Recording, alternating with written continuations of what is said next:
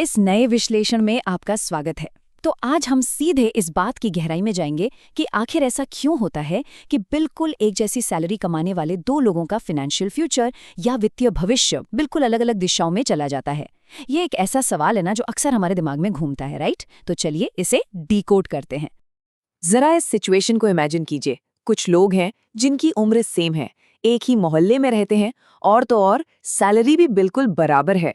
लेकिन fast forward करके अगर हम 5 साल आगे देखें तो एक इंसान बिना किसी फाइनेंशियल स्ट्रेस के चिल कर रहा है, जबकि बाकी लोग महीने के एंड में अपना बैंक बैलेंस चेक करने से भी घबराते हैं।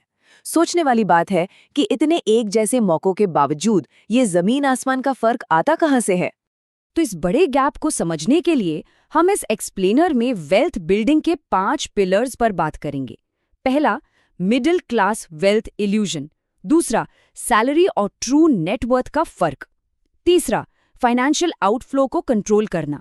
चौथा, साइलेंट वेल्थ का गणित। और आखिर में अल्टीमेट एसेट बनाना। चलिए शुरू करते हैं।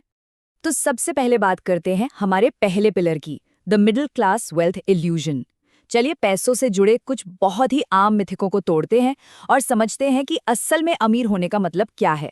हमारे फाइनेंस ना बिल्कुल एक बाथटब की तरह होते हैं। सोचिए, लोग पागलों की तरह इनकम का नल खोलने में लगे रहते हैं कि भाई और पैसा आए और पैसा आए, लेकिन टब के बिल्कुल नीचे जो खर्चों का बड़ा सा छेद है ना, उसे पूरी तरह इग्नोर कर देते हैं। नतीजा, पैसा तेजी से अंदर तो आता है लेकिन उतनी ही तेजी से बह भी जाता है और टब हमेशा खाली का खाली रहता है। और बस यहीं से शुरू होती है एक महंगे हैमस्टर व्हील की दौड़। अपनी उस महंगी लाइफस्टाइल को मेंटेन करने के लिए लोग बिना रुके भागते रहते हैं। सारा फोकस सिर्फ एक बड़ा पेचेक यानी बड़ी सैलरी हासिल करने पर होता है, ना कि एसेट्स बनाने पर। अगर सच कहा जाए तो ये एक हाईली प्रोडक्टिव भिखारी बनने जैसा है। काम तो बेतहाशा हो रहा है लेकिन रुकने पर हाथ में कुछ नहीं बचता। अब आते हैं दूसरे पिलर पर, सैलरी वर्सेस ट्रू नेटवर्थ। ये हमारा असली फाइनेंशियल स्कोरबोर्ड है। देखिए, समाज हमेशा इसी बात पर अटका रहता है कि भाई आपकी मंथली सैलरी कितनी है, लेकिन सच तो ये है कि सैलरी सिर्फ एक कैश फ्लो है, कोई स्टेटस सिंबल नहीं। इसके उलट जो वाकई समझदार होते हैं ना, वो अपनी ट्रू नेट वर्थ पर नजर रखते हैं। यानी आपके कुल एसेट्स में से अगर सारी देनदारियां या कर्ज हटा दें तो क्या बचता है, वही आपकी असली दौलत है। तो इसे ऐसे समझते हैं, मान लीजिए कोई महीने का 2 लाख रुपए कमा रहा है। बहुत बड़ी रकम लगती है ना? लेकिन अगर उसके खर्चे भी हर महीने पूरे 2 लाख ही हैं, तो उसकी असली नेटवर्थ क्या हुई? बिल्कुल 0, 0। तो बात सिर्फ पैसे के आने की नहीं है, बल्कि उस पैसे के टिकने की है। और यही हमें हमारे तीसरे पिलर तक लाता है, कंट्रोलिंग द फाइनेंशियल आउटफ्लो, यानी खर्चों को कैसे काबू में रखें और कॉन्शियस स्पेंडिंग क्या होती है। ये जो खामोशी से अमीर होने वाले लोग होते हैं ना, उनका खर्च करने का तरीका यानी कॉन्शियस स्पेंडिंग बहुत ही दिलचस्प होता है। वो नया आईफोन खरीदने या बस दिखावे के लिए ब्रांडेड चीजें लेने में आपको बहुत कंजूस लग सकते हैं, लेकिन जब बात हेल्थ, अच्छी नींद या प्रोडक्टिविटी बढ़ाने वाली चीजों की आती है, जैसे एक टॉप क्वालिटी का गद्दा या एक बेहद आरामदायक ऑफिस चेयर, तो वो बिना सोचे पैसा लगाते हैं। और हाँ, वो खुद को एक बहुत ही खतरनाक साइलेंट किलर से भी बचा कर रखते हैं, जिसे हम कहते हैं लाइफस्टाइल इन्फ्लेशन। इसका सीधा सा मतलब है कि जैसे ही आपकी आमदनी बढ़ी, आपने तुरंत अपने खर्चे भी बढ़ा दिए। पर समझदार लोग क्या करते हैं? वो ये पक्का करते हैं कि अगर इंक्रीमेंट हुआ है तो वो एक्स्ट्रा पैसा सीधे इन्वेस्टमेंट में जाए, ना कि किसी बड़े अपार्टमेंट के रेंट या नई कार की ईएमआई में। इसके अलावा बुरे कर्ज और अच्छे कर्ज का फर्क समझना बहुत बहुत जरूरी है।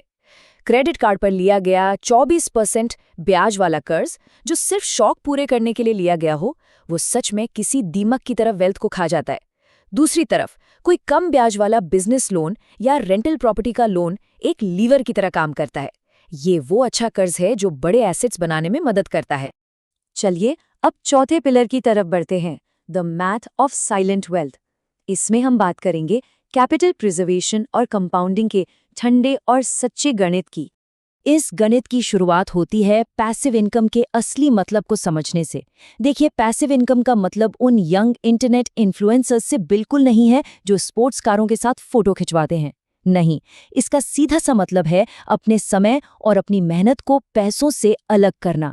मतलब ऐसे सॉलिड सिस्टम बनाना जो लगातार काम किए बिना भी पैसे को अपने आप मल्टीप्लाई करते रहें। वॉरेन बफेट का वो बहुत ही मशहूर कोट तो शायद आपने सुना ही होगा, अगर आपने सोते समय पैसा कमाने का तरीका नहीं खोजा तो आपको मरते दम तक काम करना पड़ेगा। ये कोई बस यूं ही कही गई फिलॉसफी नहीं है, बल्कि एक सख्त मैथमेटिकल जरूरत है।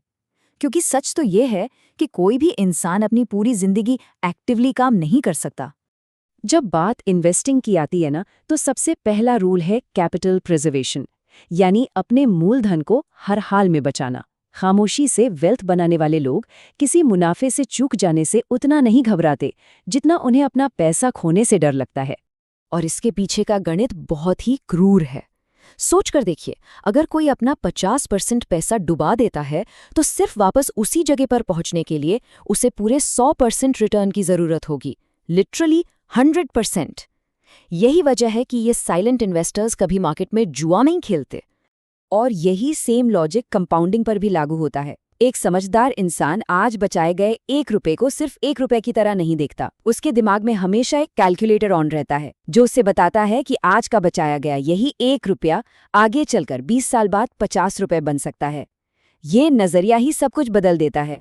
क्योंकि उन्हें इस गणित पर पूरा भरोसा होता है, इसलिए ये लोग किसी भी अर्जेंट डील या रातों रात अमीर बनने वाले शोर को पूरी तरह से म्यूट कर देते हैं।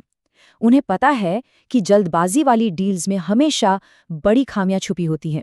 असली वेल्थ बिल्डिंग ना बहुत धीमी, शांत और सच कहूं तो जानबूझकर बोरिंग रखी जाती है।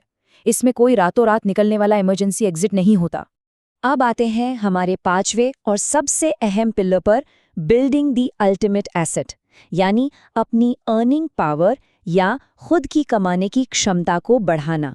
स्टॉक मार्केट या रियल एस्टेट में पैसा लगाने से पहले सबसे जरूरी है खुद पर निवेश करना, अपनी स्किल्स को अपग्रेड करना, अपनी इंडस्ट्री की डीप नॉलेज लेना और एक बहुत ही स्ट्रांग नेटवर्क बनाना। क्यों?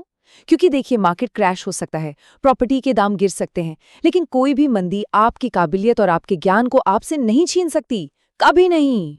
तो ये पूरा एक्सप्लेनर एक बात तो बिल्कुल साफ कर देता है, अमीर बनने के नियम कोई सीक्रेट नहीं है, ये सब जगह मौजूद हैं। लेकिन जो चीज लोगों को असल में रोक रही है वो जानकारी की कमी नहीं है, वो है हमारे रोजमर्रा के बर्ताव, यानी हमारे डेली फाइनेंशियल बिहेवियर की कमी। तो देखिए, खामोशी से अमीर बनने वालों के सारे पैतरे और गणित अब बिल्कुल सामने आ चुके हैं। नॉलेज तो अब हमारे पास है, लेकिन असली सवाल अभी भी वही का वही है। क्या हम उस पुराने ट्रैप से बाहर निकलने के लिए कल सुबह से ही अपने फाइनेंशियल बर्ताव में बदलाव लाने के लिए तैयार हैं? ये वो सवाल है जो हमारा आने वाला कल तय करेगा। सोचने वाली बात है ना?